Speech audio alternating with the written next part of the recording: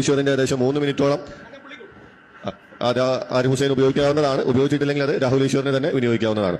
അപ്പോൾ അദ്ദേഹത്തെ total 15-20 minute ഈ സമയത്ത് ഉപയോഗിക്കാവുന്നതാണ്. പടച്ചോനെ, ഇത് നമ്മുടെ ആരിഫക്കല്ലേ? എന്താ പറ്റിയത്? വെട്ടി വീർക്കുന്നുണ്ടല്ലോ, തൊണ്ട ഇടാറുണ്ടല്ലോ. ചൂടുവെള്ളം എടുക്കട്ടെ ചോനെ. ഇനി ടോയ്ലറ്റ് വല്ലതും പോകാൻ വേണ്ടിയാണോ? നിങ്ങൾ ചിന്തിക്കുന്നുണ്ടാവില്ലേ ഇദ്ദേഹത്തിൻ്റെ മുഖം നോക്കിയിട്ട് എന്തോ അസ്വസ്ഥപ്പെട്ടിരിക്കുന്നു എന്ന്. എന്താണ് ഈ വിഭ്രാന്തിയുടെയും ആകുലതയുടെയും ഒക്കെ കാരണമെന്നല്ലേ? കഴിഞ്ഞ ദിവസം എറണാകുളത്ത് വെച്ച് ബഹുമാനപ്പെട്ട രാഹുൽ ഈശ്വറും ആരിഫ് ഹുസൈനും തമ്മിൽ ജിഹാദ് നന്മയോ തിന്മയോ എന്ന വിഷയത്തിൽ ഒരു സംവാദം നടന്നു. ആ സംവാദത്തിന് ഇടയിലുള്ള അദ്ദേഹത്തിൻ്റെ ചില ആകുലതകളുടെ അടയാളമാണ് നിങ്ങൾ ഈ മുഖത്ത് കണ്ടത്. എന്താണ് കാരണം? ഞാൻ പറഞ്ഞു തരാം. ഒരു നിമിഷം നിങ്ങളൊന്ന് ചിന്തിച്ച് നോക്ക്. ആരിഫ് ഹുസൈൻ എന്നുള്ളത് മുസ്ലിം കുടുംബത്തിലാണ് ജനിച്ചത്. മുസ്ലിം നാമധേയനായാണ് ജീവിക്കുന്നത്. മാത്രവുമല്ല, ഒടുവിൽ ഏറ്റവും നല്ല ജീവിതോപാധി എന്നുള്ളത് ഇസ്ലാം വിമർശനമാണെന്ന് മനസ്സിലാക്കി ഇസ്ലാം വിരോധികൾക്കിടയിൽ നായക പരിവേഷം സ്വീകരിച്ചുകൊണ്ട് രണ്ട് സമുദായങ്ങൾക്കിടയിൽ വൈര്യവും വെറുപ്പും സൃഷ്ടിച്ച് അതിൽ നിന്ന് കിട്ടുന്ന വരുമാനം കൊണ്ട് എല്ലാ കാലത്തും സുഭിക്ഷമായി ജീവിക്കാമെന്ന് ആഗ്രഹിച്ച വ്യക്തിയാണ്. എന്നാൽ മറുപക്ഷത്ത് ആരാണ് വരുന്നത്? സനാതനധർമ്മിയായ ഹിന്ദുവായ രാഹുൽ ഈശ്വർ. രണ്ടുപേരും തമ്മിൽ നല്ല സംവാദം നടന്നു. നല്ല സംവാദം എന്ന് ഞാൻ ഉപയോഗിക്കാനുള്ള കാരണം എനിക്ക് രാഹുൽ ഈശ്വറിൽ നിന്ന് ഒരുപാട് കാര്യങ്ങൾ എനിക്ക് പഠിക്കാൻ കഴിഞ്ഞു എന്നുള്ളതാണ്. രാഹുൽ ഈശ്വറിന് ഈ അവസരത്തിൽ നന്ദിയും ആശംസകളും രേഖപ്പെടുത്തുന്നു. ഇസ്ലാമിന് വേണ്ടിയല്ല നിങ്ങൾ സംസാരിച്ചത്, സത്യത്തിന് വേണ്ടിയാണ് നിങ്ങൾ സംസാരിച്ചത്.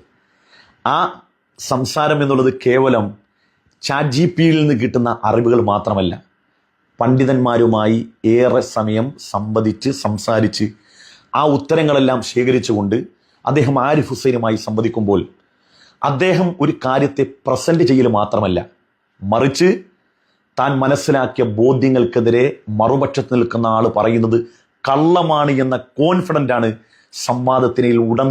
സംവാദത്തിനിടയിൽ അദ്ദേഹത്തെ ചിരിപ്പിച്ചത്.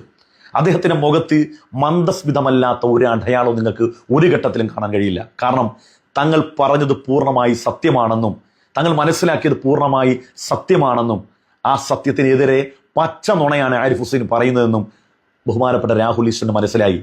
എന്നു മാത്രമല്ല, ആരിഫിൻ്റെ ഏത് വീഡിയോ നിങ്ങൾ ശ്രദ്ധിച്ചു നോക്ക്. ഖുർആന്റെ ഏതെങ്കിലും ഒരു ചാപ്റ്റർ പറഞ്ഞ് അതിൽ ഇംഗ്ലീഷ് കോട്ട് പറഞ്ഞങ്ങ് പോലെ ബഹുമാനപ്പെട്ട രാഹുൽ ഈശ്വർ വിശുദ്ധമായ ഖുർആൻ ആയത്ത് ഓതിക്കൊണ്ടാണ് അദ്ദേഹം ജിഹാദ് എന്താണെന്ന് ജനസമക്ഷം സുവ്യക്തമായി പറഞ്ഞു കൊടുത്തത്. കിട്ടും 115 ഫലാ തൂത്തിൽ കാഫിറാന വാ ജാഹിദ് ഹം ബിഹി ജിഹാദിൻ കാബിറ. അതായത് നിങ്ങൾ സത്യനിഷേധികളെ പിന്തുടരരുത്. കാഫിർ എന്ന് പറയുന്നത് സത്യനിഷേധി, സത്യം അറിഞ്ഞിട്ട് നിഷേധിക്കുന്നവർ, വിശ്വാസമില്ലാത്തവർ, അകന്നുപോയവർ, അവരെ നിങ്ങൾ പിന്തുടരരുത്. അവരോട് നിങ്ങൾ ഈ പ്രയത്നം ചെയ്യണം. എന്തുകൊണ്ട്? ഖുറാൻ കൊണ്ട് പ്രയത്നം ചെയ്യണം. അത് ജിഹാദൻ കബീരയാണ്. കബീര എന്ന് പറഞ്ഞാൽ മഹത്തരം. അക്ബറാണ് ഗ്രേറ്റസ്റ്റ്, കബീര എന്ന് പറഞ്ഞാൽ മഹത്തരം. ഇതാണ് പരിശുദ്ധ ഖുറാൻ. AD 615 അൽ ഫുർഖൻ 25:52 അതിൽ പറയുന്നത് ജിഹാദൻ കബീര എന്ന് പറയും. ഇതാണ് one of the first mention ഉള്ളത്. ജിഹാദൻ കബീര എന്ന് പറയുന്നത് പരിശുദ്ധ ഖുറാൻ ഉപയോഗിച്ച് ഇന്റലക്ച്വൽ സ്ട്രഗിൾ, ഐഡിയോളജിക്കൽ സ്ട്രഗിൾ അല്ലെങ്കിൽ ഡിബേറ്റിന്റെ സ്ട്രഗിൾ. ഇതാണ് ഒന്ന്. രാഹുൽ ഈശ്വർ ഖുർആൻ കൊണ്ട് തന്നെ വ്യക്തമായി സുദൃഢമായി ജിഹാദി എന്ന വാക്ക് അതിന് ഏതൊക്കെ അർത്ഥതലമുണ്ട് എന്ന് വിശദീകരിച്ചു കൊടുത്തു. ഇനി ഇസ്ലാം വിരോധികളുടെ നായകനായ, ഇസ്ലാം പഠിച്ച് അവസാനം ഇസ്ലാം തെറ്റാണെന്ന് മനസ്സിലായി ഇസ്ലാമിൽ നിന്ന് പോവുകയും ഇസ്ലാമിൽ ഒരു പരിഷ്കരണം കൊണ്ടുവരാൻ വേണ്ടി അഹോരാത്രം കഷ്ടപ്പെടുന്ന ആരിഫ് ഹുസൈൻ്റെ മറുപടി നിങ്ങളെന്ന് കാണണം. അപ്പോഴാണ് നിങ്ങൾ ചിന്തിക്കുന്നത്, രാഹുൽ ഈശ്വർ, പ്രിയപ്പെട്ട രാഹുൽ ഏട്ടന് വേറെ പണിയൊന്നുമില്ലേ ഇവനെ പോലുള്ള പമ്പര വിഡ്ഢികളോട് സംവദിക്കാൻ നിങ്ങൾക്ക് ഒരുപക്ഷെ തോന്നിപ്പോകും. കേട്ടു നോക്ക്. ലോകത്തെ ആദ്യത്തെ അമുസ്ലിം ജിഹാദി എന്ന് പറയുന്നത് നല്ല ചൂടുള്ള ഐസ്ക്രീം എന്ന് പറയുന്ന പോലെയാണ്.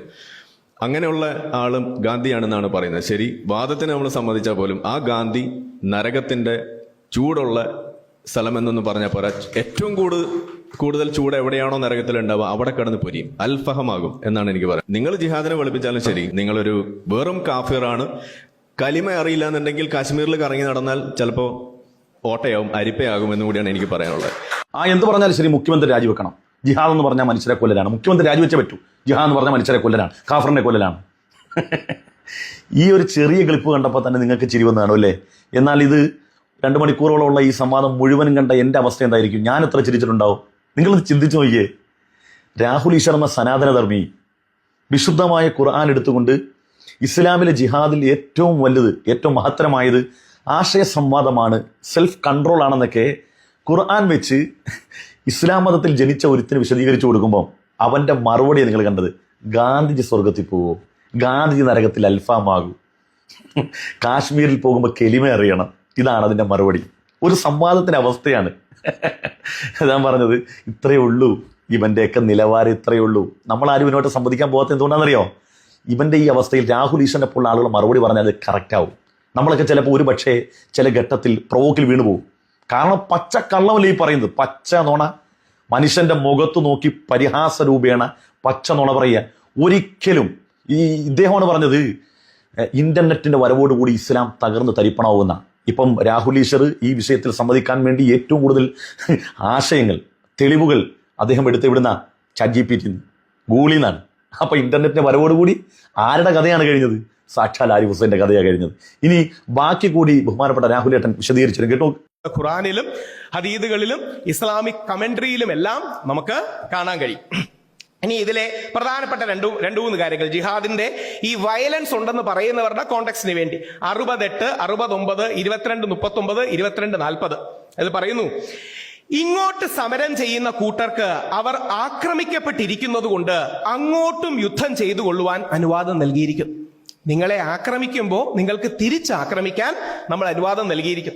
ഇന്ത്യക്ക് കാശ്മീരിന്റെ സമരകാലത്ത് 1947 സമാധാനത്തിന്റെ പ്രവാചകനായ മഹാത്മാഗാന്ധി പോലും നമ്മുടെ ഇന്ത്യൻ പട്ടാള ജനറലിനോട് പറയുന്നുണ്ട്, യുദ്ധങ്ങൾ നാശമാണ്, പക്ഷേ കാശ്മീരിനെ രക്ഷിക്കണം. നിങ്ങൾ എന്ത് വഴി ഉപയോഗിച്ചും പട്ടാളക്കാരോട് പറയുക, കാശ്മീരിനെ രക്ഷിക്കണം. ഗാന്ധിജി ഭയങ്കര വയലന്റ് ആണെന്ന് പറയുന്നതിന് അർത്ഥമുണ്ട്.